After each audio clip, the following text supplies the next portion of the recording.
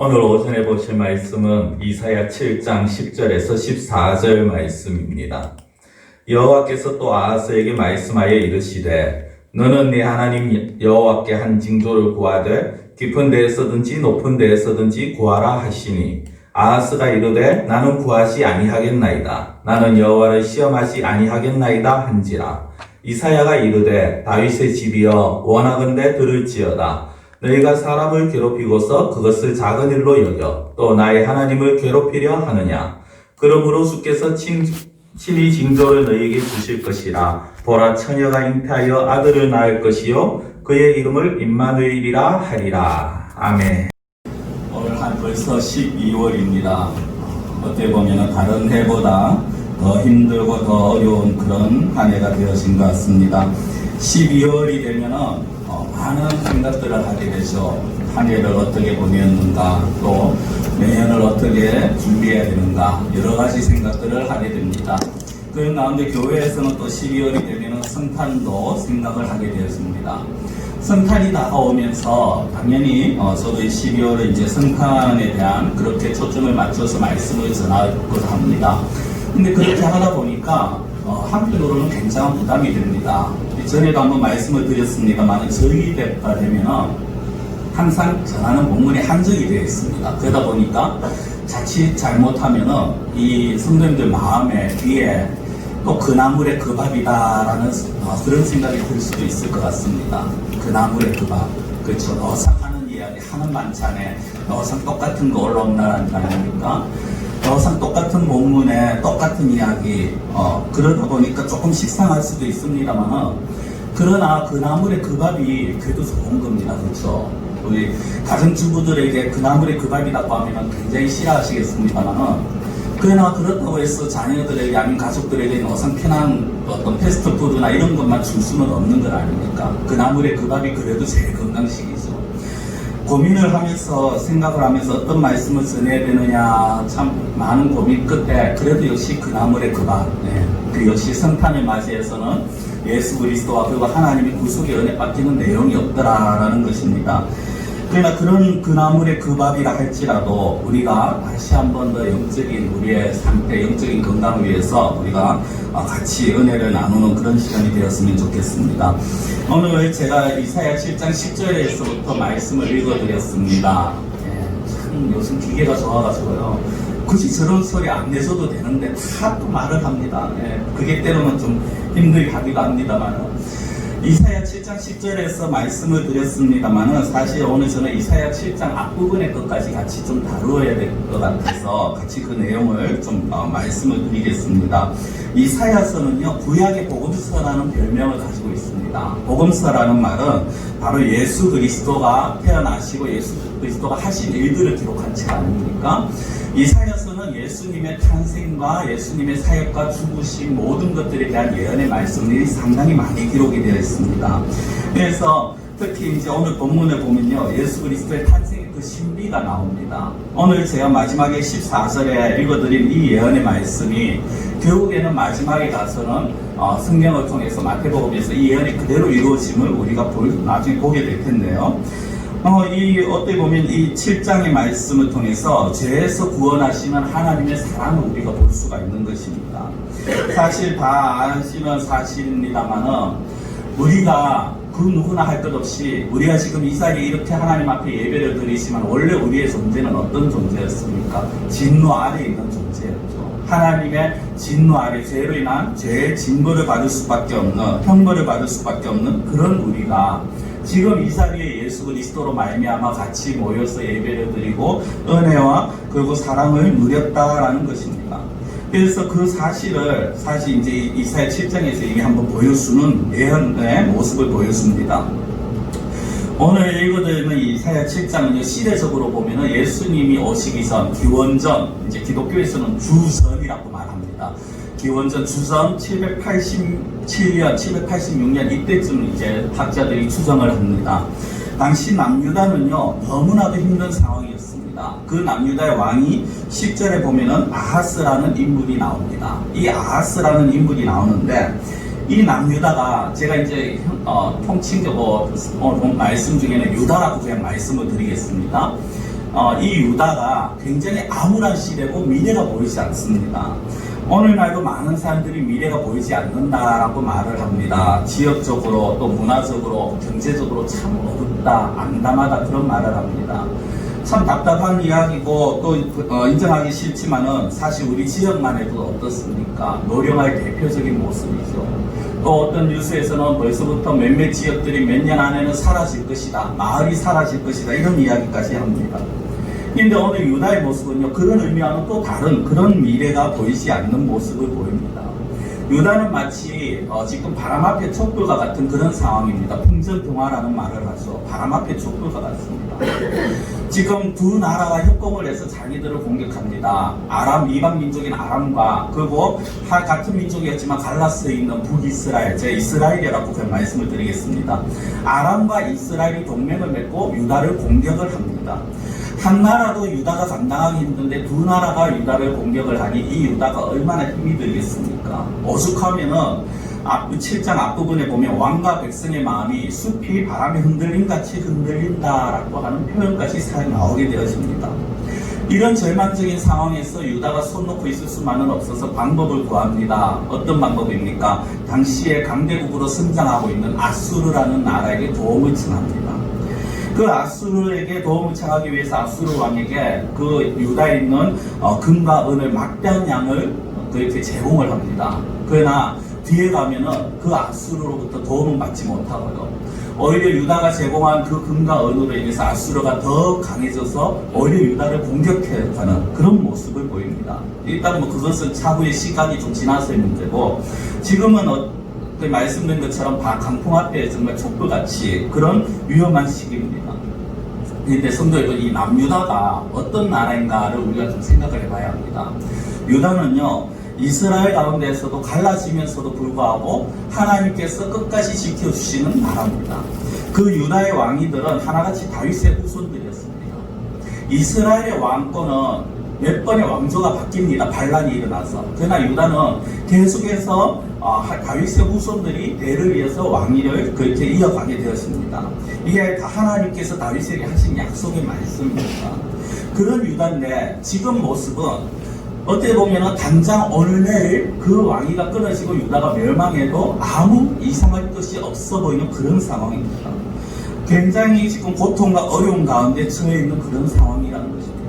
그렇다면 유다가 하나님께서 그렇게 내가 너의 왕위를 다윗에게 그런 약속하셨죠. 너의 왕위를 계속 지켜주겠다, 이어가게 하겠다라고 하시는 유다인데 왜 이런 고통과 어려움이 있느냐라는 것입니다. 왜 그럴까? 분명히 거기에는 이유가 있었습니다. 성도 여러분, 모든 일에는요 이유가 있습니다. 어떤 일이 되어짐에 있어서 이유 없는 그런 일들은 없습니다. 우리가 살아가면서 고통을 당하기도 합니다. 어려움을 당하고 괴로움을 당하기도 합니다. 그러나 그 모든 일에도 반드시 이유가 있습니다. 그 이유를 알아야지 그 문제를 해결할 수 있는 거죠. 병원에 가서 몸이 아파서 병원에 가는 이유가 무엇입니까? 그 원인을 알아서 치료하기 위해서지 단순하게 그 당장의 그 아픈 부분만 없애고자 하는 것이 아니라는 거죠.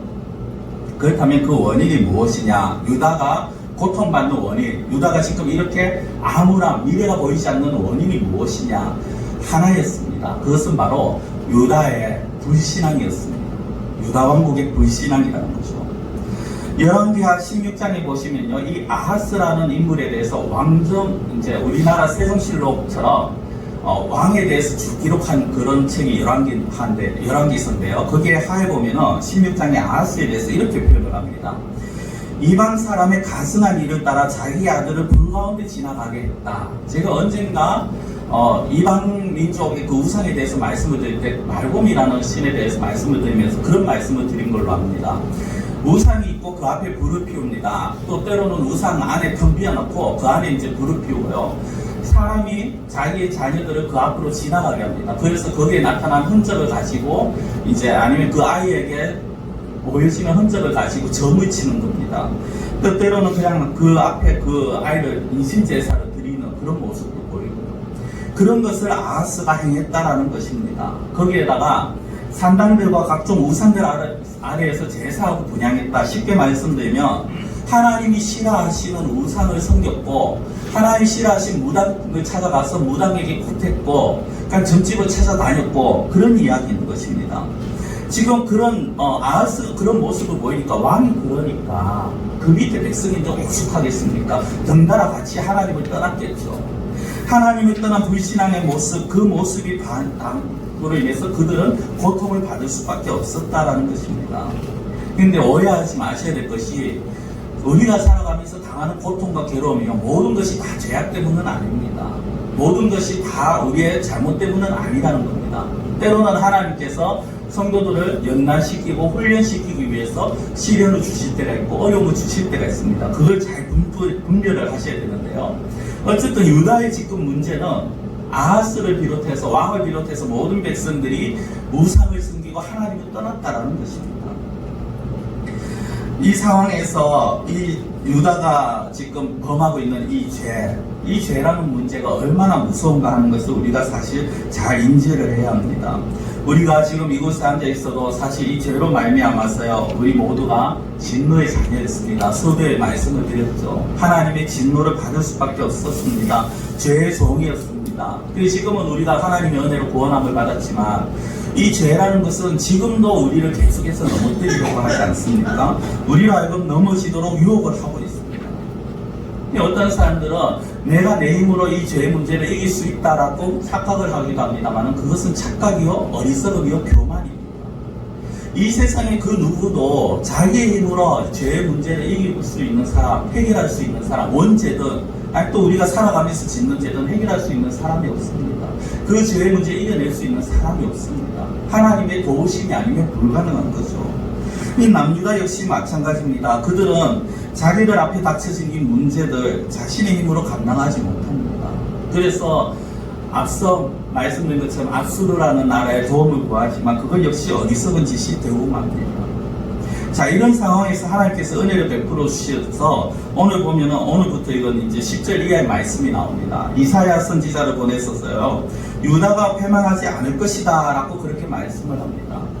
성인 상식선에서 우리가 생각하면은 이 유다가 이렇게 죄를 지으면은 당연히 하나님 앞에서 징계를 받아야 됩니다. 그렇죠? 하나님이 가장 싫어하시는 우상을 섬기는 죄를 범했습니다. 하나님의 공의 기준으로 보면 멸망받아야 됩니다. 그럼에도 불구하고 하나님께서는 오히려 그들을 보호하시겠다, 건져주시겠다라는 말씀을 합니다. 아람과 북이스라엘이 공격을 하지만 협공을 하지만 유다는 결코 망하지 않게 하겠다라고 하십니다. 이제 앞에 7장 앞부분의 4절에 보면 이렇게 말씀을 합니다. 그들에게 이르기를 너는 상가며 조용하라. 르신과 아람과 르말리아의 아들이 심히 노할지라도 이들은 연기나는 두 부지깽이 그루터기에 불과하니 두려워하지 말며 낙심하지 말라라고 하십니다. 르신은 아람의 왕의 이름이고요. 르말리아의 아들은 이 이스라엘 왕입니다. 근데 이들이 노한다, 이들이 유다를 공격한다 할지라도 어떻게 할 거라고 하십니까? 이들은 결국 패망할 거라는 겁니다. 중간에 보면은 두 부지깽이 그루터기에 불과하다. 부지깽이 그루터기는요, 옛날 아궁이에 불 피울 때 사용하는 그런 나무 투마 불쏘시개 같은 겁니다. 그 정도에 불과하다라는 것입니다. 하나님이 그렇게 하시겠다라는 것입니다. 인간적으로 보면은 강남치 못할 막강한 그 군사력을 가지고 협공을 하지만 하나님께서 그들을 결국 불쏘시개처럼 만들어 버리시겠다는 겁니다. 반면에 남유다 아하스 왕에게는요, 네가 하나님을 떠났지만 내가 다시 은혜를 베풀어 주겠다라고 말씀을 합니다. 그들을 지켜주시겠다라고 합니다. 성경은 하나님의 분노, 하나님의 공의보다 더 큰 것이 무엇이냐? 바로 하나님의 은혜와 사랑이라는 것입니다. 분명히 하나님은요, 행한 대로 갚으시는, 보응하시는 하나님이십니다. 그러나 하나님의 또 다른 얼굴은요, 바로 인자하심입니다. 하나님의 인자하심은 분명히 하늘이 땅에서 높임같이 높고 측량할 수 없는 그런 인자하심입니다. 이 무한한 인자하심이 오늘 저와 여러분들에게 임하였었기에 우리가 이 자리에 나올 수 있었는 것이죠. 만약 하나님께서 우리의 행위를 보시고 그대로 판단하시고 그대로 보응하신다면 이 가운데 과연 누가 하나님 앞에 온전히 설 수 있겠느냐는 것입니다. 그러나 하나님의 인자하심이 그 모든 제약을 덮고요, 우리로 하여금 예수 그리스도 안에서 은혜를 입게 하셨습니다. 이제 하나님께서 이사야 선지자를 통해서 아하스 왕에게 두려워 말라라고 합니다. 낙심하지 말라라고 합니다. 그들은 부식갱이 그루터기일 뿐을 해하지 못한다고 하십니다. 그런데 이렇게 네가 보호받기 위해서는 해야 될 것이 있다라는 하나님의 또 다른 말씀이 있습니다. 그 말씀이 무엇이냐? 바로 하나님에 대한 믿음인데요. 오늘 우리가 읽었는데 10절 바로 위에 9절의 말씀을 제가 한번 읽어드리겠습니다. 에브라임의 머리는 사마리아요, 사마리아의 머리는 르말리아의 아들입니다. 즉 이 북이스라엘 왕에 대한 이야기입니다.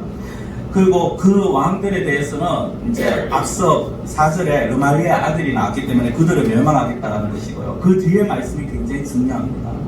만일 너희가 굳게 믿지 아니하면 너희는 굳게 서지 못하리라 하시니, 만일 너희가 굳게 믿지 아니하면 서지 못한다. 믿지 아니하면요 흔들리고 주저앉을 수밖에 없다라는 것입니다. 성도 여러분, 하나님의 보호하심을 받기 바라십니까? 하나님의 은혜를 원하십니까? 그렇다면 앞서야 되는 것이 무엇이냐? 우리가 해야 될 것이 무엇이냐? 바로 믿음이라는 것입니다. 믿지 아니하는 자는 강풍이 휘청이는 나무와 같습니다. 태풍이 오면요 뿌리가 없는 나무들은 그냥 가로수라도 할지라도 그냥 뽑혀버리고 맙니다. 그렇죠? 믿음이라는 것은 그 뿌리와 같습니다. 우리가 하나님에 대한 믿음이 있다는 것은 그 뿌리를 깊이 내린다는 것입니다. 단순히 하나님을 믿습니다, 창조주이심을 믿고 나의 구원자 되심을 믿고 그런 말이 아닙니다. 나와 함께 하시고 나를 지켜주시고 지금 나에게 약속하신 이 말씀들이 다른 사람이 아닌 물론 이가 나에게 동일하게 역사하시는 말씀이라고 믿는 그 믿음입니다. 이 믿음을 가진 자들은요 어떠한 상황 속에서도 이겨냅니다. 흔들리지 않습니다. 낙심하지 않습니다. 여호수아서 보면 이스라엘을 출애굽한 모세의 뒤를 이어서 여호수아가 이스라엘 지도자가 됩니다.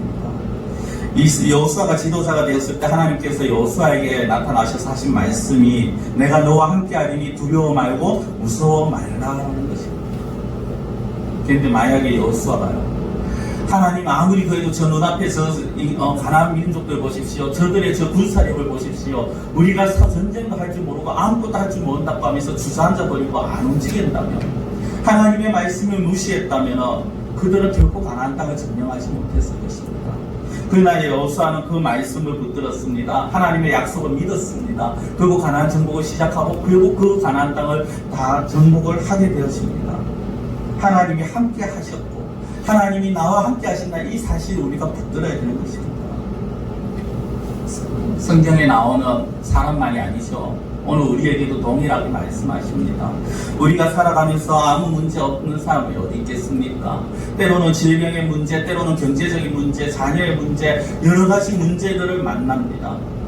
근데 그 문제들을 만났을 때 그 어떨 때는 내가 감당하기 힘든 문제를 만날 수도 있고 또 어떤 경우에는 내가 경험하기 싫은 일을 경험해야 할 때도 있습니다.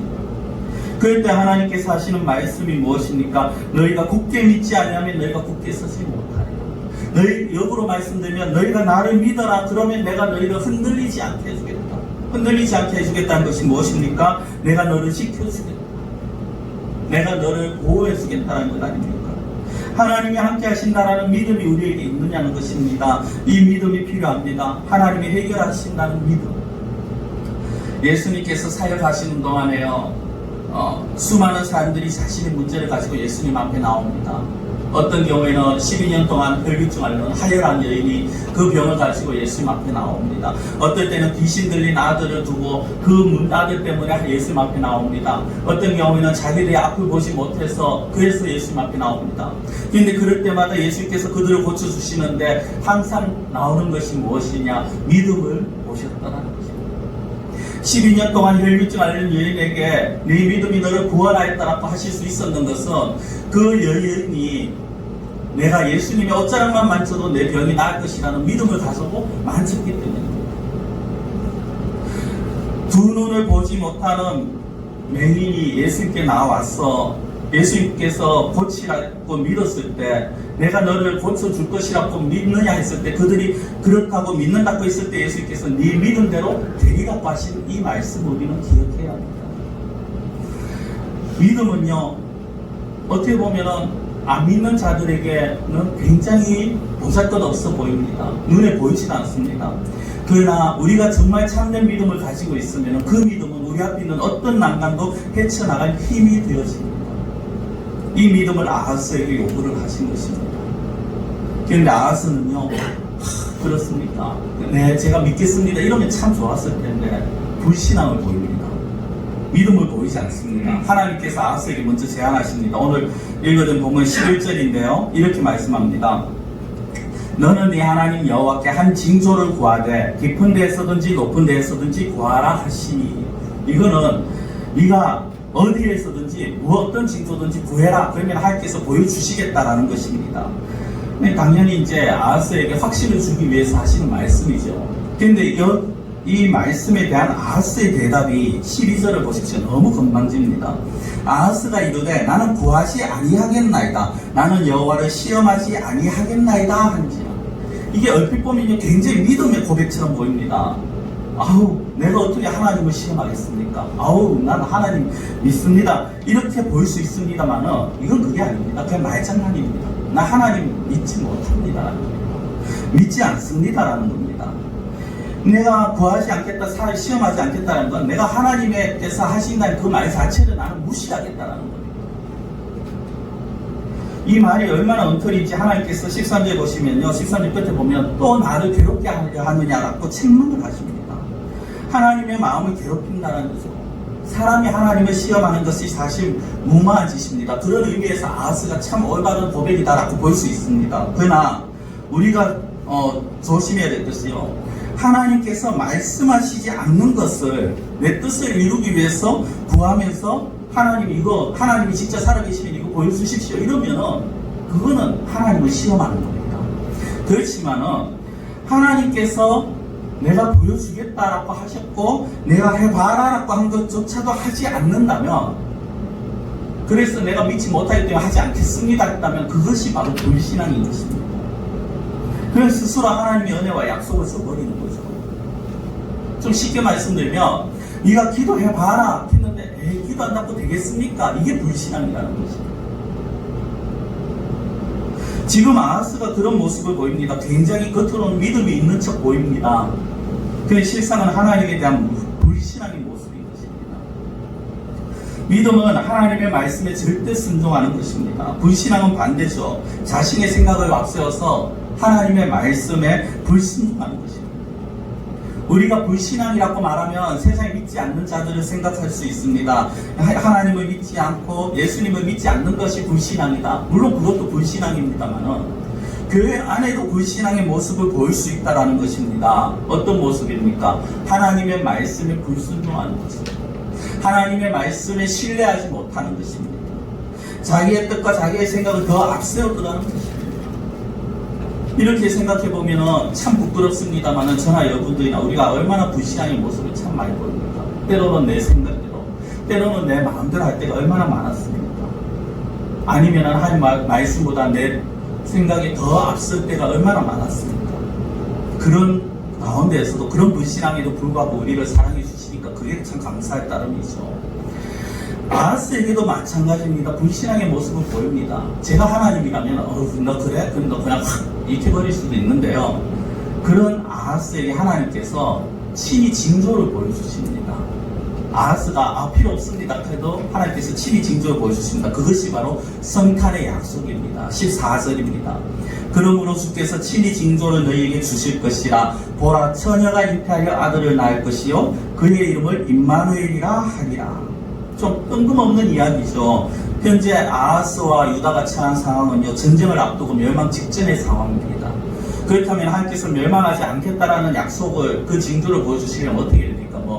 원하지 않았는데 멀리서 막 구원군이 온다든지 도와주러 온다든지, 아니면 적들의 그 진지 위에 우박이나 그런 것들이 정신없이 쏟아진다든지 번개가 친다든지 이런 모습들이 보여야 되는데, 그런 것과는 전혀 상관없는, 그냥 처녀가 아들을 낳을 것이라는 얼토당토 않는 말도 안 되는 그런 이야기를 하고 있는 것입니다. 이것이 무슨 의미고 지금 이것이 유다에게, 아하스에게 어떤 의미가 있느냐 하는 것이죠. 사실 이것은요, 아하스 개인이나 유다 왕국에게 주시는 말씀이 아니라 다윗의 가문에게 주는 약속이었습니다. 13절에 보면 이사야가 말하는데 시작이 이렇게 합니다. 다윗의 집이여 원하건대 들을지어다 라고 합니다. 다윗의 집이요. 다윗의 집이라는 것은 다윗의 집안, 다윗의 가문입니다. 다윗의 후손들에게 말을 하는 것입니다. 그들에게 사람을 괴롭게 하지 하고 하나님을 괴롭게 했다라고 그들을 책망하십니다. 하나님께서 아하스만이 아닌 다윗의 집안 전체에 대한 예언의 말씀을 하십니다. 그리고 그 예언이 한 아이가 처녀에게서 태어났다라는 것입니다. 태어날 것이다. 물론 이 예언은 역사적으로 이루어졌죠. 유다 왕국 시대는 이루어지지 않았습니다만은 뒤에 나오는 우리가 오늘 읽은 본문 뒤에 15절 16절의 내용대로 이 아람과 북이스라엘은 결국 멸망을 하고 맙니다. 아수르에 의해서 멸망을 당합니다. 그런데 처녀가 잉태하여 아들을 낳을 것이라는 이 예언은요, 그때로부터 한 7, 800년 시간이 지나서 이제 지금부터 한 2000년 전에 그 약속이 이루어지게 됩니다. 그렇다면 하나님의 이 약속이 도대체 어떤 의미인가? 풍전등화로 인해서 지금 어떻게 될지 모르는 그 유다에게 이것이 무슨 의미가 있느냐 하는 것입니다. 이 약속은요, 앞서 말씀드린 것처럼 다윗의 집안에게 하신 약속입니다. 그리고 이 약속은 더 올라가서 다윗에게 그리고 아브라함에게 더 올라가면 창세기 3장에 여자에게 하신 약속의 말씀입니다. 창세기 3장 15절 이하에 보면은 하나님께서 여자에게 이런 약속합니다. 최초 여자 하와에게 너의 후손과 뱀의 후손, 그러니까 사단이죠, 원수가 될 것이고 너의 후손이 뱀의 머리를 부술 것이다 라고 하십니다. 이것이 무엇입니까? 결국에는 하나님께서 메시아를 보내주셔서 뱀을, 사탄을 이기시고 구원을, 은혜를 베푸시겠다라는 것이고, 그것을 지금 이 이사야를 통해서 다시 한번 약속의 말씀을 하시는 것입니다. 물론 유다도요, 이 전쟁에서 하나님의 보호하심을 받게 됩니다. 그러나 더 궁극적으로 하나님께서는 다윗에게 너의 왕위가 영원하리라는 그 약속을 이루어 가시는 것이고, 유다 왕국이 그렇게 하나님을 괴롭게 했지만 하나님께서는 그들을 위해서 메시아를 보내주시겠다라는 약속을 하시는 것입니다. 하나님께서 택하신 다윗의 집안이기 때문에 하나님께서 그들의 죄악에도 불구하고 그들에게 은혜를 베풀어 주시겠다라는 것입니다. 사실 이것이 오늘 우리가 살펴봐야 될 가장 중요한 것입니다. 동정녀 탄생의 예언이라는 예언은요, 처녀가 아들을 낳을 것이다라는 것은 죄가 없는 아주 순수한, 죄가 하나도 없는 그런 존재를 말을 합니다. 그런 존재를 보내시는 이유가 무엇입니까? 구원의 은혜죠. 죄인인 사람들을, 죄인인 인간들을 위해서 내가 죄 없는 그런 메시아를 보내겠다. 그것이 바로 동정녀 탄생의 예언입니다. 비록 유다에게 하시는 예언이지만은, 이 다윗의 집안에게 하시는 예언이지만 결국 또 오늘에게 우리에게 주셨는 말씀이고, 그리고 이미 우리에게 이루어진 말씀들 아닙니까? 백성들을 은혜로 내가 구하겠다. 죄악으로 물들어가는, 죄악으로 죽을 수밖에 없는 너희들을 내가 보호하고 내가 지켜주고 내가 너희를 구원하겠다라는 그 약속의 말씀이 바로 동정녀에게서 아들이 나올 것이라는 것이고, 그 약속을 이루어 주셨고 그 약속을 이루신 약속을 인해서 오늘날 저와 여러분들이 이 자리에 있게 되었다라는 것입니다. 성도 여러분, 오늘날 우리에게 있어서 성탄의 의미가 무엇입니까? 그저 단순하게 하나의 공휴일이다, 아니면 1년에 그저 한 번 있는 여러 개 있는 절기 중에 하나다, 그 정도로 끝나서는 안 된다는 것입니다. 우리는 성탄을 앞두고 진정한 성탄의 의미를 생각해 봐야 합니다. 이 성탄의 의미가 무엇입니까? 하나님께서 우리에게 행한 대로 보응하지 않으시고 우리의 죄값을 치우게 하지 아니하시고 예수 그리스도를 통하여서 우리에게 은혜를 베풀어 주셨다는 것입니다.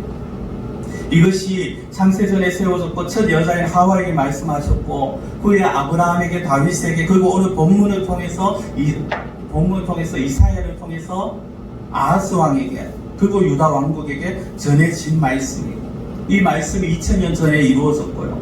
그리고 우리가 그 약속의 말씀을, 이미 그 약속이 이루어진 은혜를 우리가 맛보고 있는 것입니다.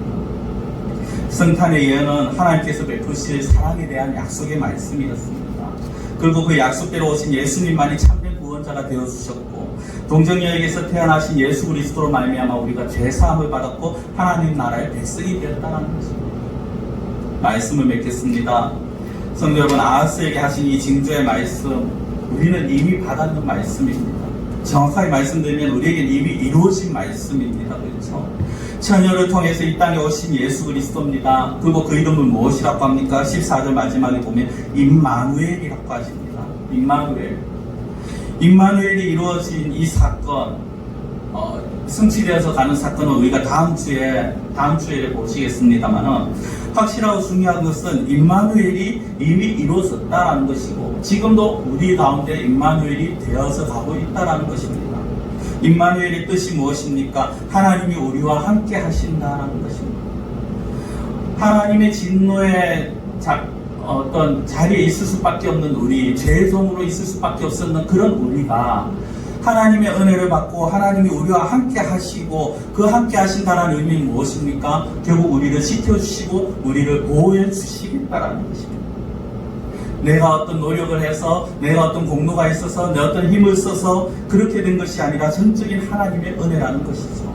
이 은혜, 이것이 바로 하나님께서 베푸신 이 은혜가 바로 성탄의 참된 의미라는 것입니다. 이 은혜를 깊이 묵상하는 우리가 되길 원합니다. 저와 여러분들이 이 은혜를 깊이 묵상하여서, 그래서 정말 나와 항상 함께 하시는 그 임마누엘의 하나님을 늘 우리가 묵상하면서 그 하나님과 날마다 동행하시면서 하나님의 백성으로 살아갈 수 있는 그러한 우리 성도님들이 되시기를 원합니다. 기도드리겠습니다. 사랑의 하나님 아버지, 아하스를 비롯한 유다는 그들의 죄악으로 말미암아 멸망당할 수밖에 없었지만 하나님께서 그들을 보호하시겠다, 지켜주시겠다 약속하셨습니다. 하나님께서 그 약속을 이루어 주셨고, 또 그 약속의 말씀 임마누엘이 오늘 우리들에게 이미 임하여진 줄 믿습니다. 유다 왕국에만 하신 말씀이 아니라 우리에게도 주신 말씀이었고, 죄로 인해서 죽을 수밖에 없는 우리가 하나님의 은혜 가운데 이렇게 다시금 하나님의 백성의 자리, 아들, 딸의 자리에 서게 해주심을 감사드립니다. 우리가 연말이 되어지면서 많은 것을 생각하겠지만, 특별히 성탄을 가까이 준비하면서 하나님의 은혜를 다시 한번 생각할 수 있는 저희들이 되게 하여 주시옵시고, 죄악 가운데 가할 수밖에 없었지만 그러나 내가 너와 함께 하겠다라고 하시며, 오늘도 지금 이 시간도 우리와 함께 하시는 그 하나님을 다시 한번 묵상하고 그 하나님을 깊이 생각할 수 있는 저희들이 되게 하여 주시옵소서. 임마누엘의 하나님, 하나님께서 보이신 징조가 이미 우리에게 이루어졌음을 감사하며 그 하나님의 은혜를 생각하며 살아가는 저희들이 되기를 원하옵고, 모든 것을 예수님의 이름으로 기도드리옵나이다. 아멘.